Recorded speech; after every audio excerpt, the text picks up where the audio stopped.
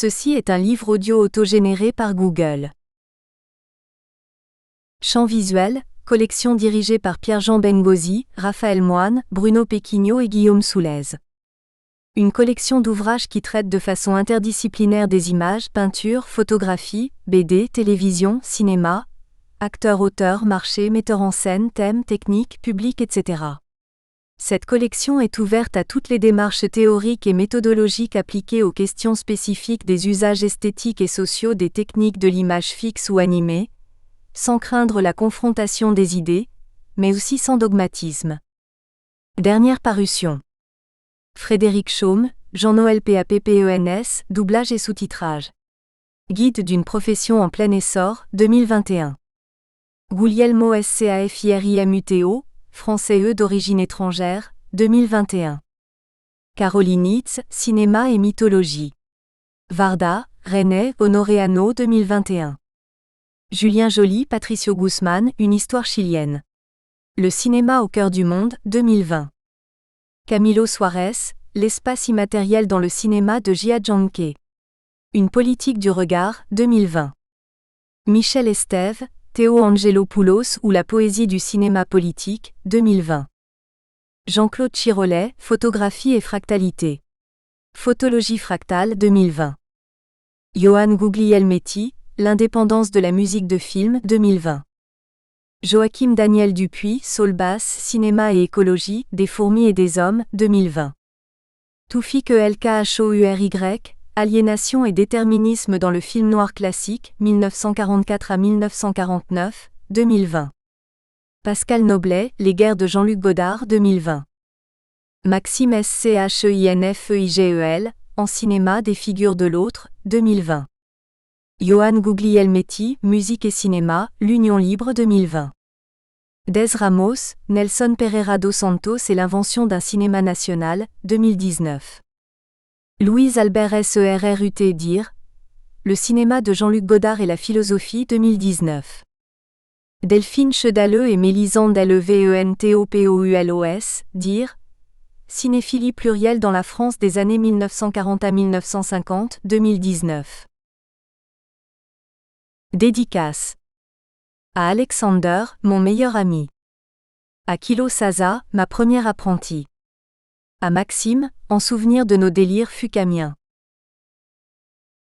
Avertissement. Les idées développées dans cet ouvrage sont celles de l'auteur seul et n'engagent en aucune façon ni copyright Lucasfilm Limited, ni copyright The Walt Disney Company, détentrice de la franchise Star Wars et de l'ensemble cinématographique Star Wars. Ce présent ouvrage n'est donc en aucun cas affilé, écrit, agréé, approuvé, ni licencié par Copyright Lucasfilm Limited ou Copyright The Walt Disney Company, ni avec une autre personne ou entreprise ayant un intérêt dans l'œuvre Star Wars. Les films Star Wars, pris pour objet d'étude dans cet ouvrage, sont référencés dans la filmographie. Toutes les références livresques se trouvent dans la bibliographie et sont dûment référencées selon les méthodes universitaires en vigueur. Quant aux noms et lieux issus de l'univers Star Wars cités dans cet essai, ils sont conformes à la traduction française sauf exception. Un premier projet de ce livre a été auto-publié en 2019 sous un autre titre. Il va donc de soi que cette nouvelle version reprend des éléments de la précédente, bien qu'elle diffère profondément de cette dernière, tant sur le fond que sur la forme, confère préface. L'image de la première de couverture est libre de droits d'auteur, de sorte que nous avons souhaité la reprendre. Voici la référence complète. HDWALLPAPERnet, Darth Vader The Force Unleashed de The Wallpaper, Creative Commons Attribution Share Alike. Image pouvant être utilisée à des fins commerciales, consultez le 27, 2219 à 14h27, https://www.hdwallpapers.net/games/dart-vader-the-force-unleashed-2-force-unleashed-715.htm. Remerciements. Tout d'abord, je tiens à remercier mes parents pour le soutien moral et économique qu'ils m'ont sans cesse donné, et aussi pour m'avoir soutenu dans ma passion pour Star Wars. C'est également à eux que je dois d'avoir eu l'opportunité d'écrire ce livre. Ensuite, je souhaite remercier deux autres personnes. La première, c'est ma petite amie, qui a non seulement embelli ma vie, mais qui a constamment été une merveilleuse assistante, toujours disponible pour me relire ou me fournir des commentaires instructifs. La deuxième, c'est mon grand frère, qui a toujours été de bons conseils et qui a su m'orienter correctement quand j'en avais besoin. Puis je remercie mes amis proches, notamment Yannick, Magali, Quentin, Alexander, Pauline, Cédric, Anissa, Maëlys et Maxime pour leur soutien et leur présence. Enfin, je remercie Bruno Péquignot, docteur en sociologue et directeur éditorial pour les sciences humaines et sociales des éditions L'Harmattan, pour avoir cru en mon projet. Préface inédite de l'auteur. Le 17 décembre 2019, le quotidien français Le Figaro sortait un article intitulé « Sous Disney, l'aura de Star Wars a-t-elle perdu de sa force ?» Dans ce dernier, les lecteurs pouvaient découvrir les analyses de Nicolas Allard et de Raphaël Vanneau sur la sortie de l'ascension de Skywalker et ses divers enjeux. Mon travail avait finalement attiré l'attention d'un des journaux quotidiens les plus célèbres de France. Ainsi, un essayiste belge était reconnu au même niveau qu'un spécialiste français talentueux. C'était un véritable honneur pour moi, et un gage de reconnaissance. C'est pourquoi je ne remercierai jamais assez le journaliste Robin Cannon de m'avoir donné l'opportunité de donner mon avis, en qualité d'expert sur Star Wars, en particulier sur l'aura lucasienne. Depuis la sortie de l'épisode IX, j'ai décidé de revoir intégralement mon livre, autant sur le fond que sur la forme. Je souhaitais réécrire certains passages, jugés trop arrogants ou trop lourds au niveau du style, éliminer les images, excepté une seule, actualiser mes thèses, réduire mon cynisme, l'utilisation de quolibets, etc., diminuer ma partialité, préférer une écriture en nous pour m'aider à me distancer de mon propos, et compléter mon essai par l'analyse de l'ascension de Skywalker pour saisir la postlogie dans son ensemble. Cette réécriture, nécessaire à plus d'un titre, m'a permis de faire la paix avec moi-même. Je me suis rendu compte que j'ai voulu écrire trop vite mon essai. Étant animé par mon projet, j'ai désiré le publier le plus vite possible, afin d'éveiller un maximum de conscience, notamment avant la sortie de l'épisode IX. Tel Sartre, je souhaitais que ma plume me serve d'épée pour combattre ce que j'estime être l'ordre 66 de l'aura Star Wars. À cause de cet engouement, j'ai posé de mauvais choix. J'ai fait preuve d'impatience, en particulier au niveau de la forme, de sorte que cela a fini par nuire à la qualité du fond. C'est pourquoi je présente mes excuses auprès des lecteurs qui ont lu la première version de ce livre. J'espère qu'ils ne me tiendront pas rigueur de ce côté sombre. En outre, mon travail a été critiqué, en particulier par des admirateurs des productions actuelles. D'aucuns ont reproché à mon premier essai de fermer la discussion. D'autres ont taxé mon travail de partial, sans même tenir compte des éléments factuels sur lesquels il se base. Enfin, certains ont même inventé des propos, que j'écrivais le mot essai à toutes les pages, etc., afin de discréditer mon analyse critique. Bien sûr, d'autres ont défendu mon ouvrage, notamment en rappelant que mon analyse se centrait sur des faits, que mon travail était sérieux et bien référencé, que mes connaissances sur Star Wars faisaient de moi un expert dans le débat, etc. Je profite de l'occasion pour les remercier vivement d'avoir cru au potentiel de mon projet, et en mon côté lumineux. Néanmoins, certaines remarques à mon égard étaient justes et fondées, notamment au niveau de la forme. C'est pourquoi j'ai décidé de revoir complètement mon ouvrage. En revanche, je n'ai jamais voulu fermer la discussion avec la partie adverse. Le mot discussion signifie action de discuter quelque chose, d'en faire l'analyse, l'examen critique. J'ai simplement étudié les productions actuelles à partir d'un essai, à savoir une réflexion personnelle, pour rappel. Cependant, subir le réductionnisme de nombreuses personnes, prétendre que je passais mon temps à dire que Disney est l'empire du mal, etc., voir mes arguments caricaturés, décontextualiser mes propos, etc., ou encore nier l'évidence, mon raisonnement repose sur ma subjectivité, chacun possède sa propre vérité, qui suis-je pour juger, etc., à cause de leur admiration pour les épisodes actuels sont des attitudes auxquelles je m'attendais. Écrire un essai sur un sujet aussi bouillant ne pouvait qu'éveiller le courroux de certains fans de la communauté Star Wars. Toutefois, il semble que de nombreuses personnes ne comprennent pas toujours le véritable sens des mots utilisés. Par exemple, mon essai a été taxé de partial. Or, c'est une tautologie. Un essai ressort du domaine du subjectif. C'est la raison pour laquelle j'ai tenté d'objectiver ma subjectivité, en centrant ma critique sur des faits, les hiatus, non sur de simples jugements de goût personnel, comme c'est souvent le cas sur des forums ou les réseaux sociaux. En outre, si un admirateur de la postlogie, un analyste ou un passionné en général n'est pas d'accord avec mes propos, rien ne l'empêche d'écrire un livre dans lequel il défend sa position. Je respecte le fait que toute grande œuvre engendre des interprétations divergentes à son sujet. Je refuse le confort du monologue sourd à tout ce qui pourrait l'ébranler, si bien que je reste donc ouvert à la discussion. Par contre, cette personne constatera à quel point écrire un livre n'est pas aussi simple que cela puisse paraître. La critique est aisée, mais l'art est difficile, comme le rappelle Philippe Néricault. Néanmoins, je le lirai avec plaisir, surtout si la discussion reste basée sur des éléments factuels, non sur des avis personnels menant à des débats stériles, voire infantiles.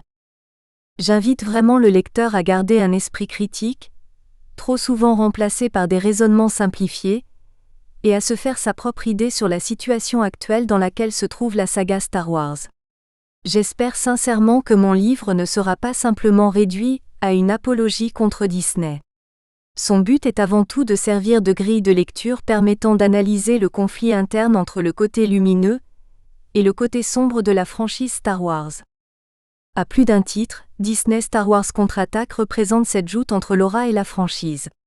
Le côté sombre de la saga monte en puissance, la postlogie, spin-off, série, merchandising, marketing, etc., au détriment de son côté lumineux, l'imagination, le récit lucasien original, la philosophie, la mythologie, etc. C'est pourquoi j'ai voulu écrire cet ouvrage. De la même façon que l'intellectuel japonais Inazo Nitubi a écrit Bushido lorsque l'esprit des samouraïs n'a plus guidé son pays, j'ai souhaité en tant que fan défendre l'aura de la saga Star Wars une dernière fois. Même si cela paraît vain pour certains, ce n'est pas grave. Le calcul et l'intérêt n'ont pas leur place dans ce barreau d'honneur. Le cœur a ses raisons que la raison ne connaît point, comme le rappelle Blaise Pascal. Dans cet essai, c'est bien le cœur et la raison d'un passionné qui s'expriment conjointement.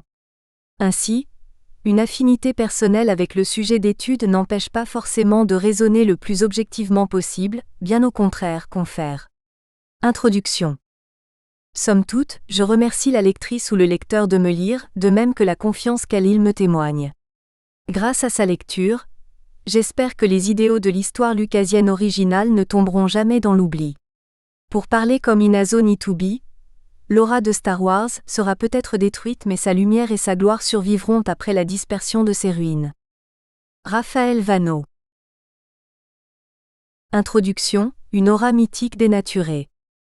J'ai ressenti un grand bouleversement de la force, comme si des millions de voix avaient soudainement hurlé de terreur, et puis s'étaient éteintes aussitôt, comme si un drame terrible s'était produit. Mais Obi-Wan Kenobi, un nouvel espoir. Un George Lucas ou le destin d'Anakin Skywalker. Le 25 mai 1977 aux États-Unis d'Amérique, le premier épisode de la saga Star Wars sort au cinéma. À partir de ce jour, nous pouvons admettre qu'il y a eu un monde avant et après Star Wars. En effet, même si certaines personnes ne sont pas fans de cette saga mythique mondiale, il existe peu d'individus qui peuvent encore se permettre d'en ignorer son existence dans les sociétés modernes et capitalistes. Sans exagérer le propos, son créateur, George Lucas, a changé le monde à jamais. Sa création, sortie tout droit de l'univers de la science-fiction, a permis à de nombreuses personnes, que ce soit des enfants ou des adultes, non seulement de rêver, mais aussi de se construire personnellement sur le point de vue identitaire. À l'instar des grands mythes, elle se transmet de génération en génération, si bien qu'elle continue actuellement de toucher de nombreuses personnes. C'est pourquoi George Lucas est considéré comme une véritable icône du cinéma américain, et surtout, comme un génie ayant inventé un mythe planétaire durant la seconde partie du XXe siècle. Cependant, tel son personnage principal, Anakin Skywalker, George Lucas portait en lui une part d'ombre qui au final s'est révélée destructrice. Comme le mentionne bien Philip Gage, le créateur de Star Wars est passé de héros à zéro pour certains de ses fans avec la création de la prélogie correspondant aux épisodes 1, 2 et 3. De plus, Sa volonté de modifier à outrance les anciennes versions des épisodes 4, 5 et 6 n'a pas été appréciée par de nombreux passionnés. C'est la raison pour laquelle George Lucas a connu, à cause de ses choix personnels, une protestation presque religieuse d'admirateurs chevronnés. Aussi, après avoir été l'homme le plus apprécié, il est devenu le pire ennemi de certains de ses fidèles. Il a lui-même ressenti cela comme une sorte de trahison de leur part. Toutefois, il reconnaît dans le documentaire L'Empire des rêves qu'il est devenu le système qu'il détestait, à savoir un empereur à la tête d'un empire capitaliste. À nouveau, nous pouvons percevoir l'analogie avec Anakin devenu un Sith, alors qu'il avait juré de les combattre, comme le lui rappelle son maître, Obi-Wan Kenobi, durant leur duel dans la revanche des Sith. George Lucas aurait donc bien fait de vendre Lucasfilm Ltd. À Bob Iger selon Alexandre Philippe. D'après ses propos, celui-ci s'est séparé de l'Empire Lucasfilm Ltd., de la même façon que Dark Vador s'est débarrassé de l'Empereur dans le Retour du Jedi. Pour cet analyste, c'était la meilleure chose à faire pour qu'il se libère de cette possession, dans les deux sens du terme, et ainsi mettre fin aux critiques des fans. La vision de George Lucas n'a pas toujours eu l'unanimité auprès des différentes générations de fans de Star Wars. Dorénavant, pour Philip Gage, cette vente à Disney permet de tout pardonner à George Lucas, de la même façon que Dark Vador est excusé de ses actions maléfiques après avoir sauvé son fils et détruit le mal absolu incarné par l'empereur, selon l'histoire originelle de Star Wars. Or, deux arguments majeurs peuvent être opposés à cette prétendue rédemption de George Lucas. Premièrement, même s'il existait déjà de nombreuses dérives de Lucasfilm Ltd. The Clone Wars, les modifications de la trilogie originale, etc. Sous George Lucas, ce n'est pas une raison pour dire que toute la prélogie est à rejeter. Il ne faut donc pas pardonner quoi que ce soit à George Lucas, mais bien le remercier d'avoir créé le phénomène Star Wars. Beaucoup ont souvent été injustes envers ce dernier, surtout en ce qui concerne la prélogie. Désormais, ils sont souvent les premiers à critiquer ce que la franchise actuelle fait à leurs héros préférés, Han Solo, Luke Skywalker, Leia Skywalker, etc., en regrettant amèrement le véritable créateur. Ainsi, l'herbe n'est pas toujours plus verte ailleurs, comme le mentionne le proverbe. Deuxièmement, il semble que George Lucas ne s'est pas réellement débarrassé de son empereur, comme le prétend Alexandre Philippe. Au contraire, il a livré son œuvre, c'est-à-dire sa création, une partie de lui-même, à un empire encore plus puissant, à savoir à celui de The Walt Disney Company. Ce n'est donc pas une libération d'après notre point de vue. C'est un piège, comme le dit si bien l'amiral Akbar dans Le Retour du Jedi. Selon notre vision, George Lucas n'était pas Dark Vador se libérant de l'empereur, mais bien Anakin Skywalker s'aliénant à Dark Sidious. Pour faire écho à l'histoire de la saga, il n'est pas revenu du côté lumineux. Tel son héros principal, George Lucas a emprunté le chemin du côté obscur. Il a eu peur pour l'avenir de son empire. De ce fait, sa colère envers les critiques de la prélogie, les modifications de la trilogie initiale, le flop de la menace fantôme en 3D en 2012 et celui de son film Red Tails l'ont mené à la haine. Comme son héros qui étrangle l'amour de sa vie, il vend Lucasfilm Ltd., convaincu que c'était la meilleure chose à faire pour enfin être en paix avec lui-même. C'est tout à fait le contraire qui s'est produit. Dorénavant, il semble être au stade de la souffrance, dépossédé de son œuvre, comme Anakin de Padmé. D'ailleurs, il a lui-même annoncé publiquement son regret d'avoir vendu ses droits à The Walt Disney Company après avoir vu Le Réveil de la Force en fin 2015. Ainsi, comme le Dr Faust, George Lucas s'est fait complètement berner dans son pacte avec le président de Disney. D'ailleurs, Bob Iger, tel Dark Sidious dans la saga, a réussi à mettre la main sur la mine d'or du siècle.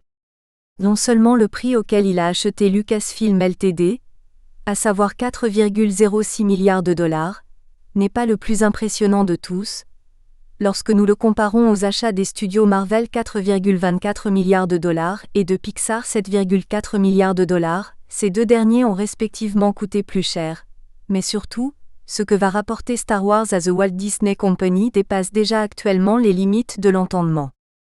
À nouveau, comme Anakin, George Lucas s'est voilé la face, croyant confier son bijou au studio le plus approprié pour entretenir sa vision de Star Wars.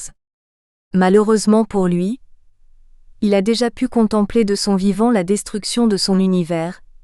Il suffit de regarder ses interviews à ce sujet pour avoir un aperçu de sa détresse. En somme, la vente de Lucasfilm Ltd. Ne représente donc pas la rédemption de Dark Vador dans le Retour du Jedi, comme le prétendent Alexandre Philippe et Philip Gage, mais davantage la naissance du Seigneur Noir, c'est-à-dire la chute d'Anakin Skywalker vers le côté obscur dans la revanche des Sith.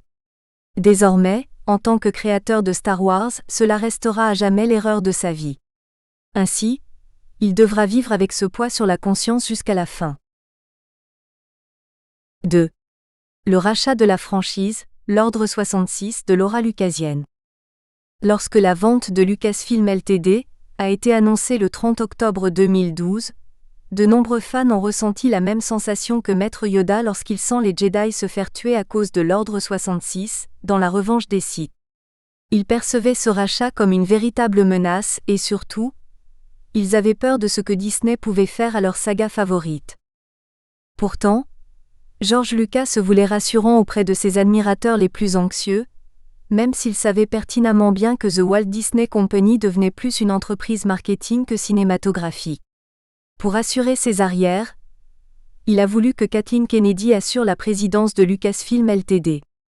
Vu qu'elle avait travaillé de nombreuses années avec lui, il pensait qu'elle défendrait sa vision de la saga. Comme le Dr Faust, George Lucas s'est fait berner dans son pacte avec Bob Iger.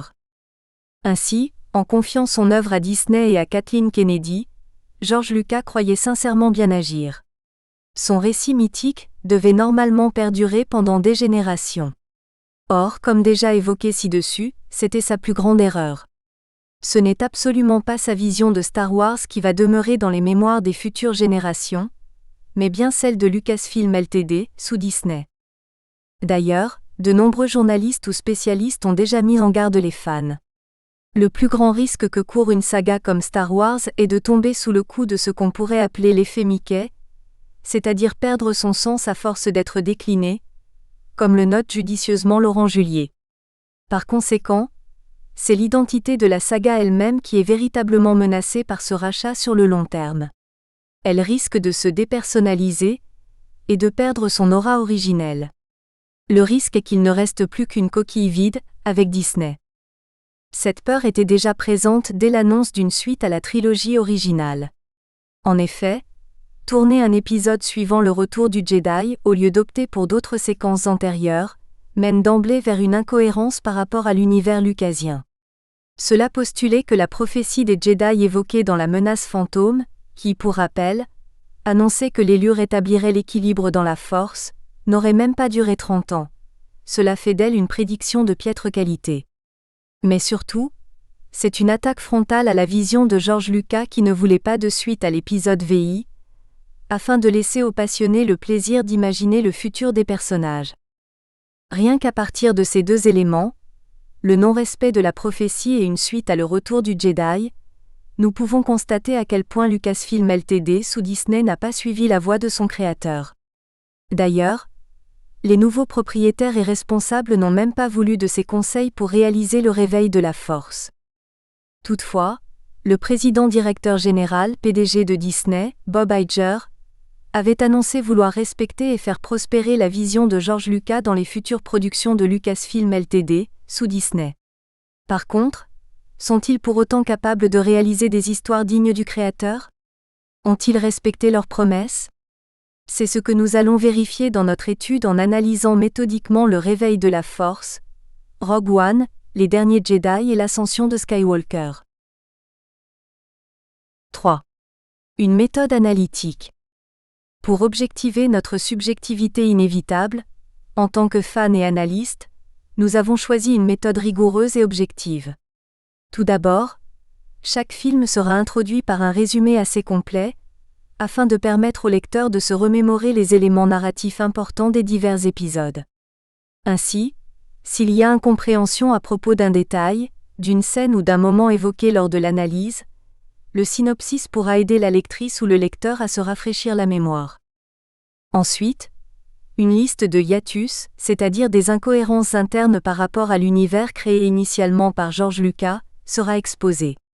Le but de cet inventaire, dressé par nos propres soins, est de mettre en évidence les incohérences introduites par les scénaristes actuels de Lucasfilm Ltd, qui rentrent directement en opposition avec l'esprit du récit lucasien.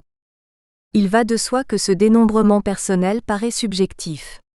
Par conséquent, d'autres fans auront peut-être détecté d'autres incohérences. Toutefois, même si cette liste apparaît partiale a priori, elle se base sur des éléments factuels que tout le monde peut retrouver dans les films. Les hiatus ne sont donc pas des interprétations biaisées de notre part, mais bien des faits observables et vérifiables. Néanmoins, nous avons tenté d'être le plus exhaustif possible, tout en justifiant nos arguments à chaque fois à partir des films originaux et de références pointues sur l'univers Star Wars, confère Bibliographie. De ce fait, à partir de ces hiatus exposés dans cet ouvrage, le lecteur aura l'opportunité de constater par lui-même si Lucasfilm Ltd sous Disney a bien respecté sa parole, à savoir de conserver l'identité et l'aura de la saga originelle. C'est donc une invitation à la réflexion, non une imposition qui est préconisée. Enfin, chaque examen finira par un petit bilan personnel de l'épisode en question. Cela permettra d'avoir un aperçu global et de montrer ce qu'il faut en ressortir principalement. Cet essai se terminera par une conclusion en 6 étapes. Cela nous donnera l'opportunité de balayer à la fois les multiples constats exposés, ainsi que la situation actuelle dans laquelle se trouve la franchise Star Wars. Pour conclure ce point, nous souhaitons aborder un élément central de notre travail critique, à savoir la volonté de vouloir analyser méthodiquement une œuvre telle que Star Wars. En effet, certains analystes ou admirateurs estiment souvent qu'il ne soit ni intéressant ni souhaitable de donner un avis sur ce type de saga, puisque de toute façon cela reste cantonné au domaine de la subjectivité.